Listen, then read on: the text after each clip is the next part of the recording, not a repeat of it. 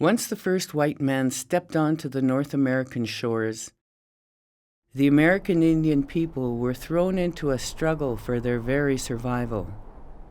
The onslaught of Europeans seeking riches and land grew into a government bent on the destruction of the Indian people who stood in their way.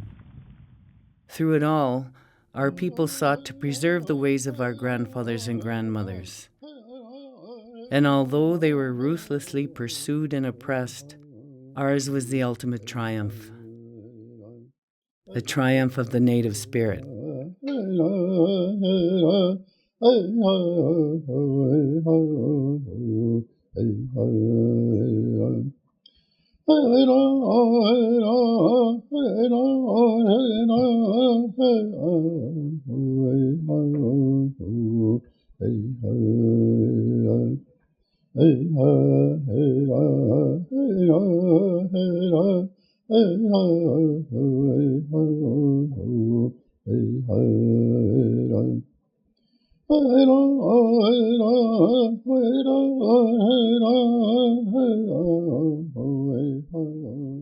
Had the Indian been as completely subdued in spirit as he was in body, he would have perished within the century of his subjugation. Standing bare, Ogallala, Lakota. The story of the first people is as vast and complex as the land upon which it is written. From the Atlantic to the Pacific, from the Gulf of Mexico to the Arctic Circle, deep in the eastern woodlands and across the parched southern deserts, to gentle hills, endless prairies, and icy mountain peaks. The American Indian tribes thrived for thousands of years before the coming of the white man. Hear me, my friends, for it is not the time for me to tell you a lie. The Great Spirit made us, the Indians, and gave us this land we live in. He gave us the buffalo, the antelope, and the deer for food and clothing. We fought our enemies and feasted our friends. Our old men talked with spirits and made good medicine. Our young men herded the horses and made love to the girls. Where the teepee was, there we stayed, and no house imprisoned us. No one said, "To this line is my land, to that is yours." In this way, our fathers lived and were happy. Red Cloud, Oglala, Lakota.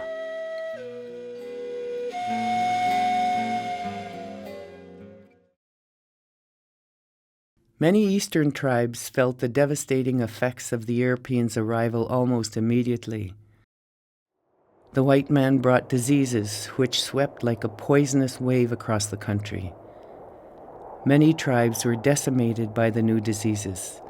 Some were entirely wiped out within just weeks. The disease that our people didn't have immunity to here on this continent that was brought from other continents even preceded those people, before those people even came in contact with tribes out west when they first arrived on the continent in the east. Those diseases were given to those tribes, and when those tribes would trade with other tribes, that disease just swept across the country. And it wiped out whole tribes. And some tribes, there was just a few people left. And it was devastating to our people. Over a period of 200 years, more and more Indians were killed by war with the settlers while being pushed ever westward. When you look at everything that was against them, it's really a wonder that our people are still here today. The disease, the government, the United States government actually had bounties on Indian people's heads.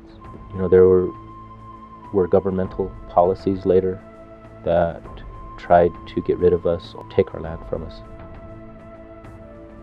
In 1820, the U.S. government began offering treaties with Indian tribes east of the Mississippi River, which gave them land in the unsettled Southwest Territories if they sold and vacated their ancestral homelands.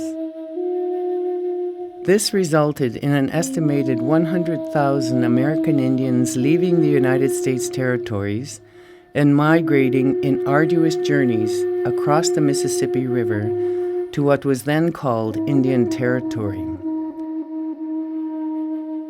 Thousands of Choctaw, Chickasaw, Seminole, Cherokee, and Creek died of disease and hardship as the men, women, and children were forced to walk up to 700 miles in hopes of finding peace in a strange new land.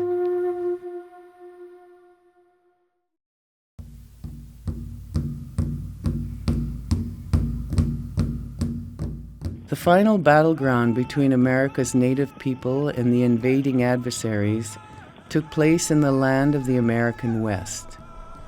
On the high plains, the Indians made their last stand as a free people. The history of their struggle against complete physical and cultural domination is a series of tragic events that represents the wider saga of nearly all Native Americans. From the Seminoles in the southeast to the Inuit of the far north.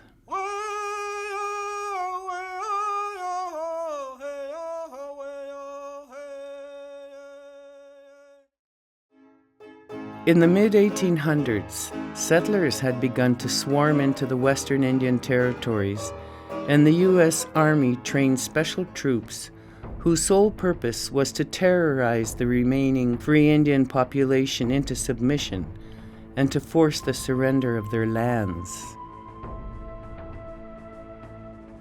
Damn any man who sympathizes with Indians. I have come to kill Indians, and believe it is right and honorable to use any means under God's heaven to kill them. Colonel John Shivington. Even those bands who did submit were not safe from the violence by the army. Some tribes who had made peace treaties with the army were still the victims of brutal massacres. The Sand Creek Massacre is just one of many stories of U.S. Army treachery against our people.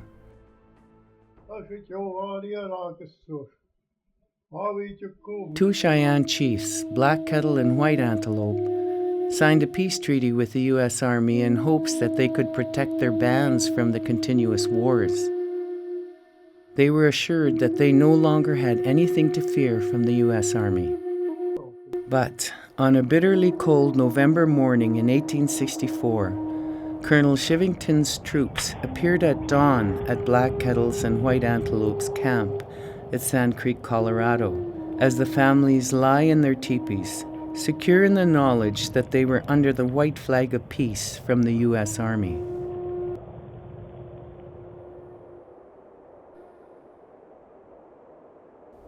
I heard shouts and people running about from the camp. From down the creek, a large body of troops was advancing at a rapid trot. I looked toward the chief's lodge and saw Black Kettle had a large American flag tied to the end of a long lodge pole and was standing in front of his lodge holding the pole. Then the troops opened fire from two sides of the camp. The women and children were screaming and wailing, the men running for their lodges, for their arms, and shouting advice and directions to one another. White Antelope saw the soldiers shooting the people. He did not wish to live any longer. White Antelope stood in front of his lodge, with his arms folded in front of his breast, singing his death song.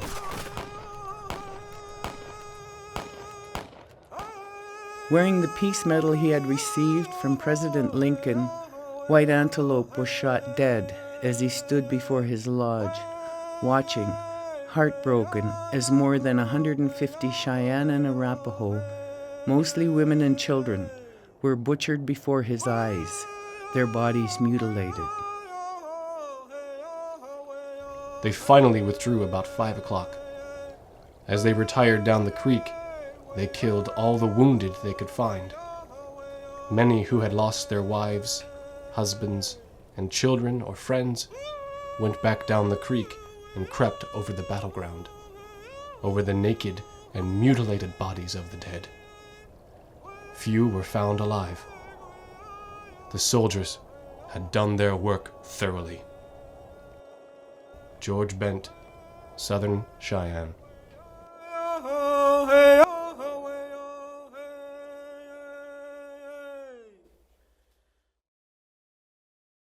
The happiest days of my life were spent following the buffalo herds over our beautiful country. My mother and father and Goes Ahead, my man, were all kind, and we were so happy. Then when my children came, I believed I had everything that was good in this world.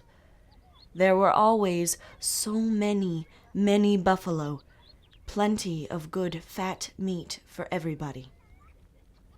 Pretty Shield, Absaroka. As the Plains Indian Wars dragged on into the late 1800s, the U.S. government looked for a way to finally subdue the hostile tribes and force them onto the reservations. They saw that the buffalo gave our people food, clothing, and hides to make their teepees. Without the buffalo, the Indian resistance would die. They knew that warriors who would not surrender in battle would have no choice but to lay down their weapons when they saw their wives, grandmothers, and children sick and dying. They had their solution. The government would encourage buffalo hunters to slaughter literally tens of millions of buffalo in order to starve the tribes onto the reservations. The buffalo hunters have done more to settle the vexed Indian question than the entire regular army. Let them kill, skin, and sell until the buffalo is exterminated, as it is the only way to bring lasting peace and allow civilization to advance. General Philip Sheridan. I can remember when the bison were so many that they could not be counted. But more and more, Washichu came to kill them, until there were only heaps of bones, scattered where there used to be. The Washichu did not kill them to eat. They killed them for the metal that makes them crazy. And they took only the hides to sell. Sometimes they did not even take the hides. They just killed and killed because they liked to do that. Black Elk, Oglala, Lakota. 50 million buffalo roamed this land before the white man came. By 1890, when the last tribe surrendered onto the reservations, there were fewer than 1,000 buffalo left, scattered across the plains. The savage extermination of the buffalo and the degrading conditions of reservation confinement led many a young man to think it would be better to die fighting than to submit. We took away their means of support, broke up their mode of living, their habits of life, introduced disease and decay among them. And it was for this and against this that they made war. Could anyone expect less? General Philip Sheridan.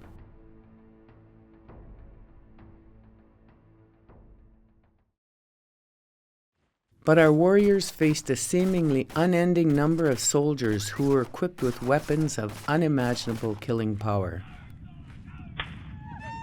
The Indian could hold his own against an equally armed adversary, but he could not withstand the onslaught of soldiers and their powerful new weapons. For the first time, the Plains warriors were facing repeating rifles, cannon, and Gatling guns, which killed scores at a time. The tribes could not survive the mounting toll of warriors killed. The old ones and children grew weaker and more helpless. With time, the great tribal leaders felt the heavy burden of protecting their people, and so they submitted in hopes that the children might survive and their people live on.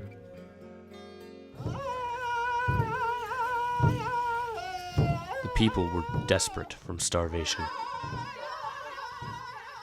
We felt that we were mocked in our misery. We held our dying children and felt their little bodies tremble as their souls went out. It left only a dead weight in our hands. Red Cloud, Oglala, Lakota.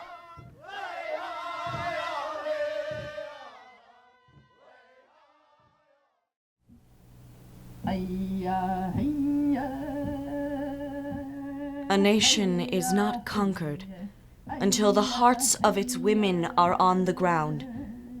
Then, no matter how brave its warriors, nor how strong their weapons, it is done. Cheyenne proverb.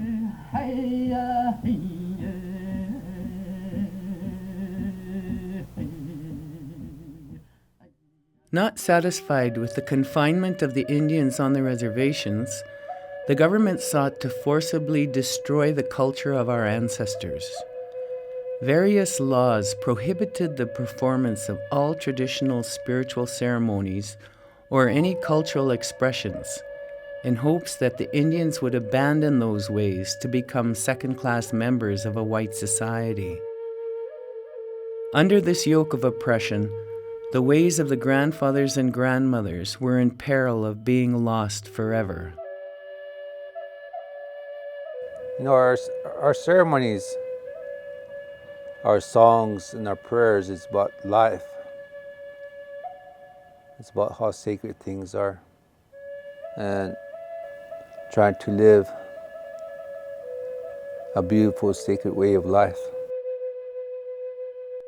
For although our people were weary and trapped, the spirit of the Indians still burned within the smoldering embers of our destroyed camps and broken hearts.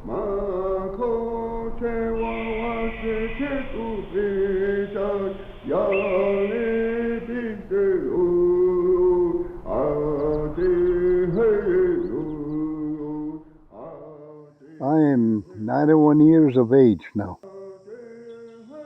And I was brought up by my grandparents, Yellowtail, and his wife, Lizzie Yellowtail. And it was only about 30 years when the Crows were moved to this part of the reservation, and reservation life started actually in 1884. They were settled here, and the Secretary of Interior issued Secretary's orders of 1884 prohibiting the Indians from practicing all activities related to their culture, dances, powwows, and singing, and things like that. So they were afraid to even put on their native costumes. They were told to wear over a white man's outfit, start becoming a white man. Simultaneously, almost every Christian denomination opened churches on or near the reservations and actively tried to convert our people away from our own traditions. On the Crow Indian Reservation, and the reservations of many other tribes, each family was arbitrarily assigned to become a member of one of the churches. What has happened to Indigenous people historically with not only federal government policy, but also the role of churches, stripping us away from our normal religious traditions and cultural traditions. By that I mean missionaries coming to our reservations or trying to find us and converting us away from our Indian ways. So it's been very, very difficult to continue to hang on to those traditions. The white man's wise one said that we may have the religion. But when we tried to understand it, we found that there were too many kinds of religion among white men for us to understand, and that scarcely any two white men agreed which was the right one to learn. This bothered us a good deal, until we saw that the white man did not take his religion any more seriously than he did his laws, and that he kept both of them just behind him, like helpers, to use when they might do him good in his dealings with strangers. These were not our ways. We kept the laws we made and lived our religion. We have never been able to understand the white man, who was nobody but himself. Antiku, Absaroka.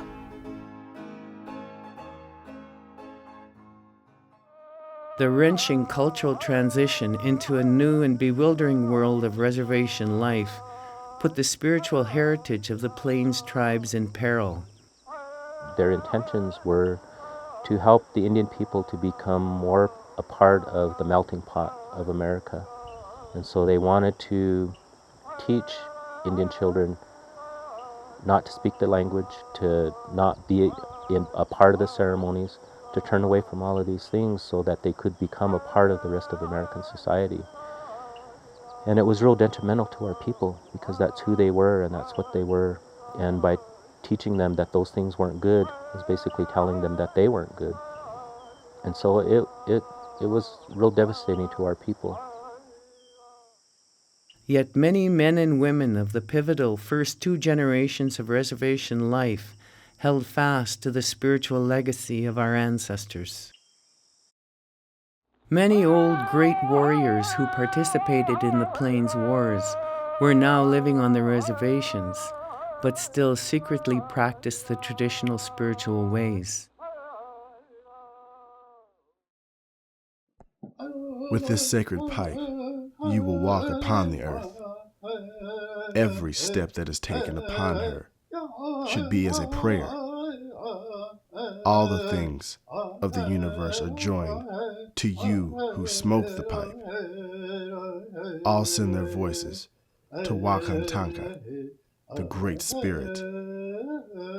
When you pray with this pipe, you pray for and with everything. Black Elk, Oglala, Lakota.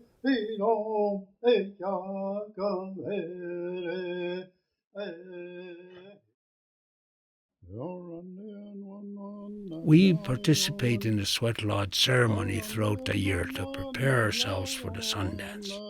So it is an important part of the Sundance religion. When a person has the proper intention and observes all of the rules, the Sweat Lodge purifies the person not only on the outside, but also throughout his inner being.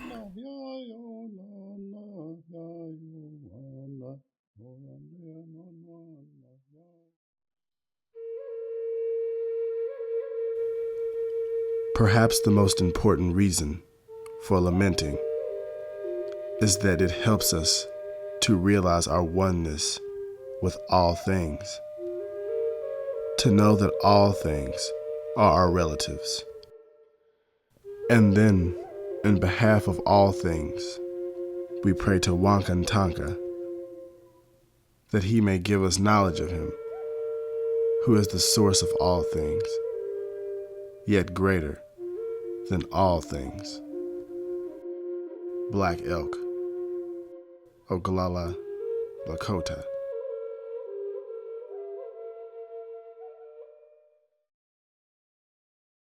The first generation that grew up on the reservations recalled seeing the old warriors as they sat around the campfires and performed sacred ceremonies.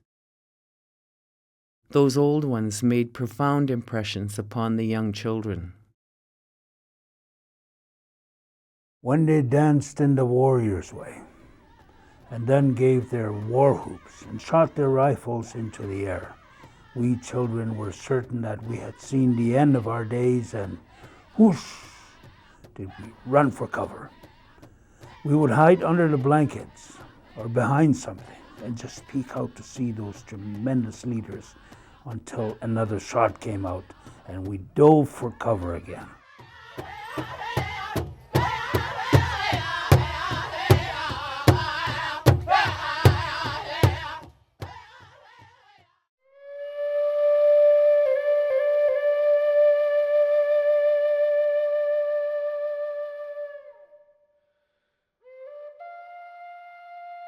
The U.S. government knew the key to assimilating the Indian people into the white culture was the children.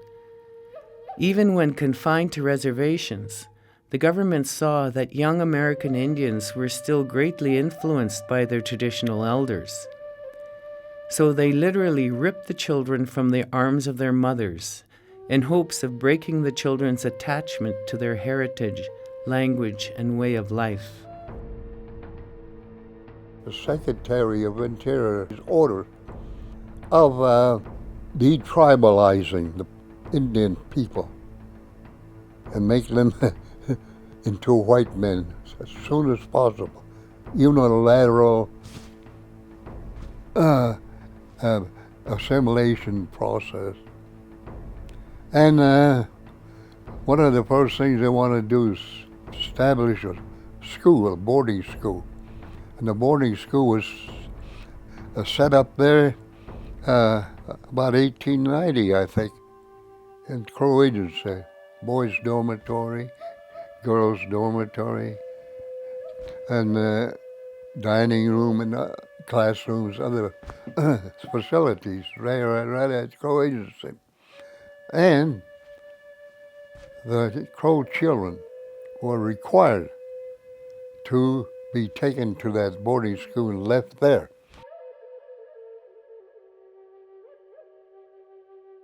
The reservation children were forcibly taken from their homes and confined to government boarding schools. At those boarding schools, the government utilized many tactics in their attempts to destroy the Indians' ancient ways and sense of identity.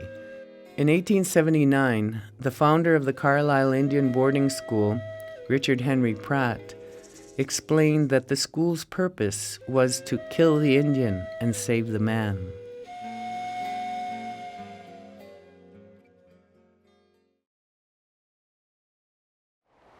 In my grandmother's generation, they were taken from the home.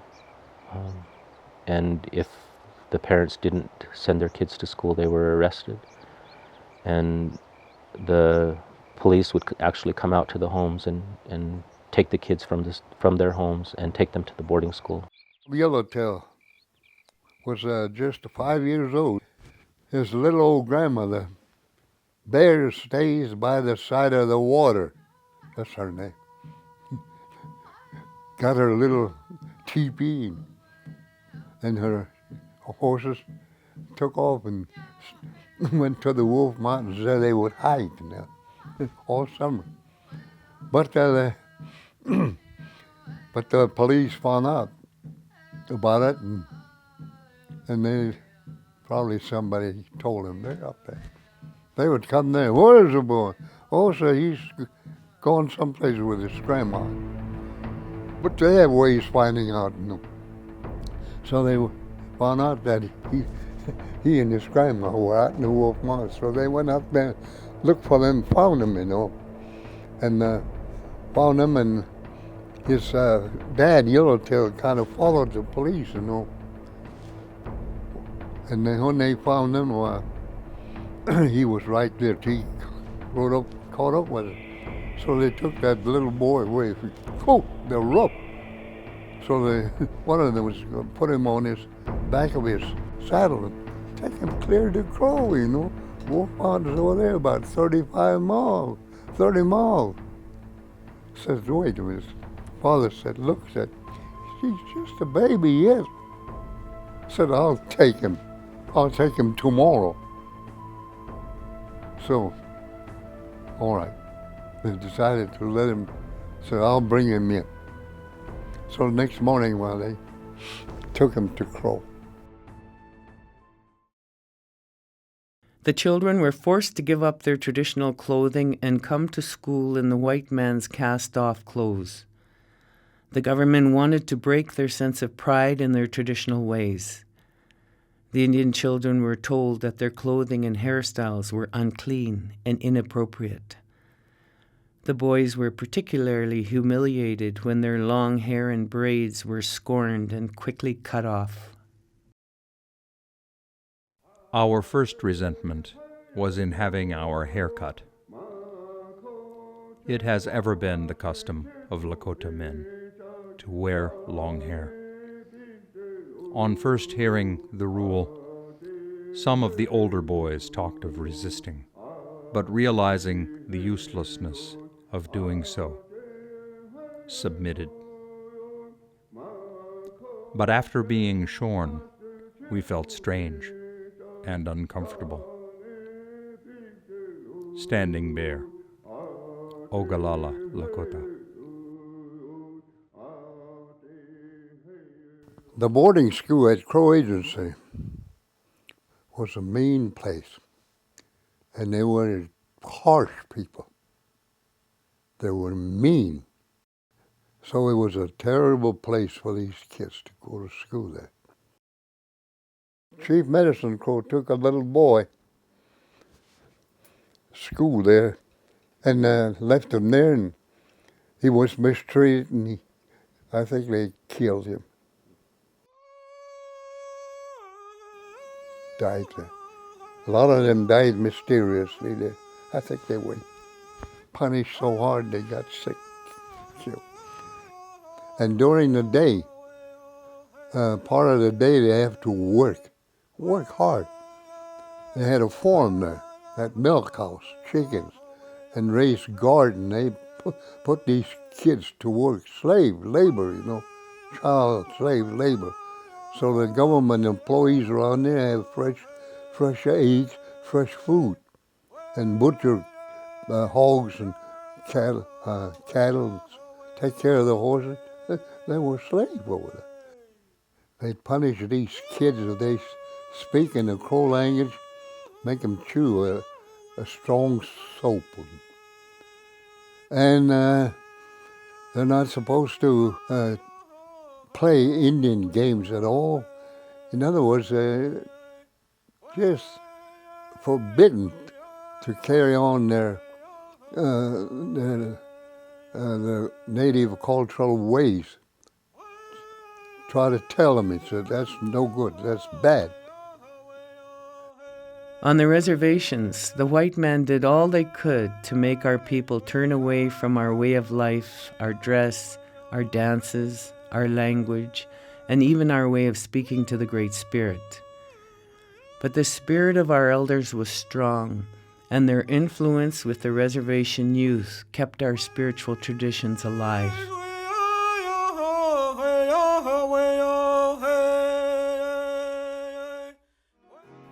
Regarding the civilization that has been thrust upon me since the days of the reservation, it has not added one whit to my sense of justice, to my reverence for the rights of life, to my love for truth, honesty, and generosity, nor to my faith in Wakantanka, God of the Lakotas. For after all the great religions have been preached and expounded, or have been revealed by brilliant scholars, or have been written in books and embellished in fine words with finer covers, man, all man, is still confronted with the great mystery. So, if today I had a young mind to direct, to start on the journey of life, and I was faced with the duty of choosing between the natural way of my forefathers and that of the white man's present way of civilization, I would, for its welfare, unhesitatingly set that child's feet in the path of my forefathers. I would raise him to be an Indian. Standing Bear, Ogallala, Lakota. It was a strict period of cultural transition. However, the intangible things that they had, their values, their religion, their philosophy, they kept them. And if they have to, they go hide and perform some of their ritual. After 1934, when Commissioner of Indian Affairs removed those prohibitions, they could do their ceremonial, so they were sundancing right away. I think they were hiding and doing it anyhow. So they took right off with their sundancing.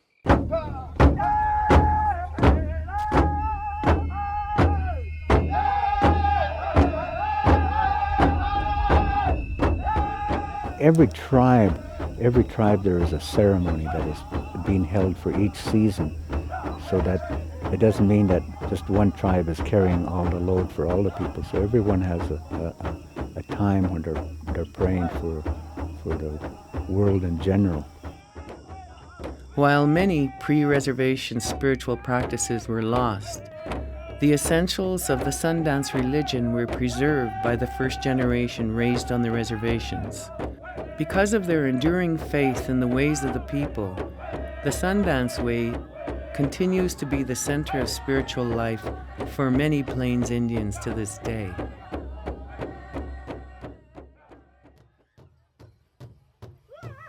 The Sioux are raised in the Sundance, and it is the highest expression of our religion. All share in the fasting, in the prayer, and in the benefits. Some in the audience pray along silently with the dancers. Everyone is profoundly involved. And because of this, the Sioux Nation and all of the peoples of the world are blessed by Wakantanka. Fool's Crow, Oglala, Lakota. The Apsaloka Sundance is a source of tremendous strength for our people. All across the High Plains, I see this tradition as being very strong and important in the families and the way in which they carry out their lives. It weaves together several really important spiritual traditions: the Sweat Lodge, the medicine bundles, the vision quest, and it seems to be a very vibrant community. That is, it's dynamic, it's growing.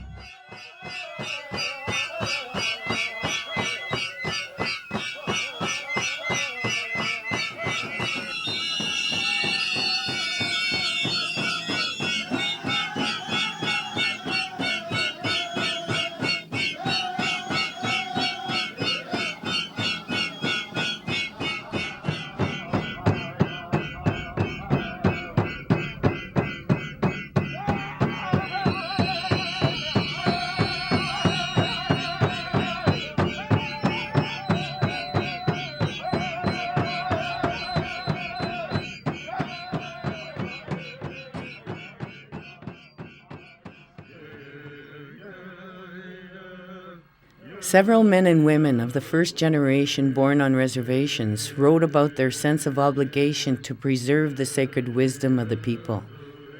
They recognized that it was only through the preservation of our spiritual ways that our people would ultimately survive.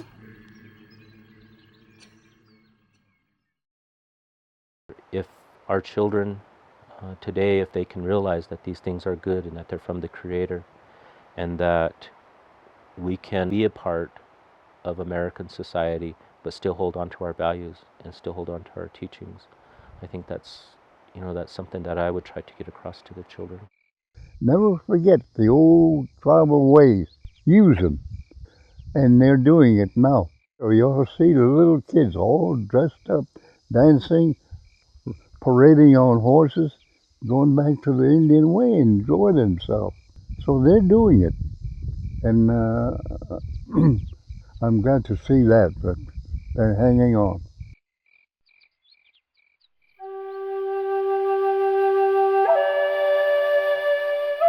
The American Indian people were thrown into a struggle for their very survival. Many tribes were decimated by diseases, killed by war with the settlers, and victims of brutal massacres. The government sought to forcibly destroy the culture of our ancestors and actively tried to convert our people away from our own traditions. But the story of the American Indian did not end there. And although they were ruthlessly pursued and oppressed, many men and women held fast to the spiritual legacy of our ancestors. It is the unquenchable spirit that has saved the Indian. His clinging to Indian ways, Indian thought and tradition, that has kept him and is keeping him today. Standing Bear, Ogallala Lakota. The tribal leaders of the first generation born on the reservations across North America endured a relentless assault upon our way of life, but never wavered. They kept the sacred ceremonies alive and formed a bridge between the nomadic days of our people and the life of today's American Indians. These men and women suffered a crushing blow to their way of life, but led our people to an inner triumph, a triumph of the native spirit.